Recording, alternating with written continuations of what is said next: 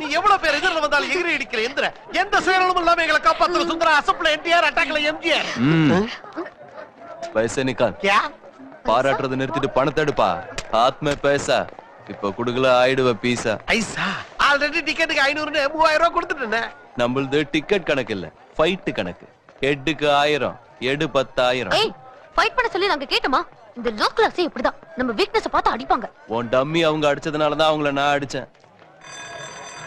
வாண்டடா அன்வாண்டடா? You I hate cunning fellows. Thank you. Tommy பாப்பலாம். பணத்தை கொடு. இது பாரு ஏதோ ஐஸ் சொல்லிச்சானு கொடுக்கறேன். இல்லனா நடக்கிறதே வேற. ஒத்திக்கிட்டு பணத்தை எடுறா.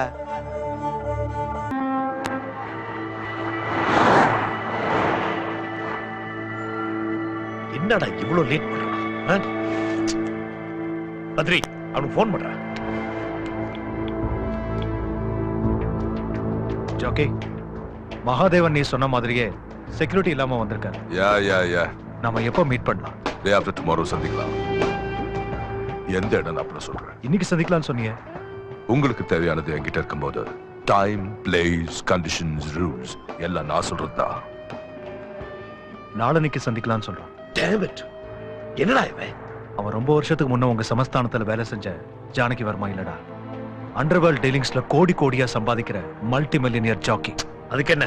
இந்த பில்டிங்ல பாதி அவனதுதான். நீங்க பாருங்க, நமக்கு வேற வழி இல்ல. Let us wait. ஏய் என்ன பவித்ரா சொல்லு. என்னங்க, ஐஸ்வர்யா யார்கிட்டயும் சொல்லாம ஃப்ரெண்ட்ஸுங்களோட வெளியூர் போயிட்டாங்க. வாட்? எப்போ? நீங்க கிளம்பின உடனேயே. ஐஸ்வர்யா நீ ஒண்ணும் கவலைப்படாத பவித்ரா. இந்த விஷயம் யாருக்கும் தெரியக்கூடாது. டிஏஜி கிட்ட நான் பேசுறேன். ஓகே, ஜாக்கிரதையா இரு.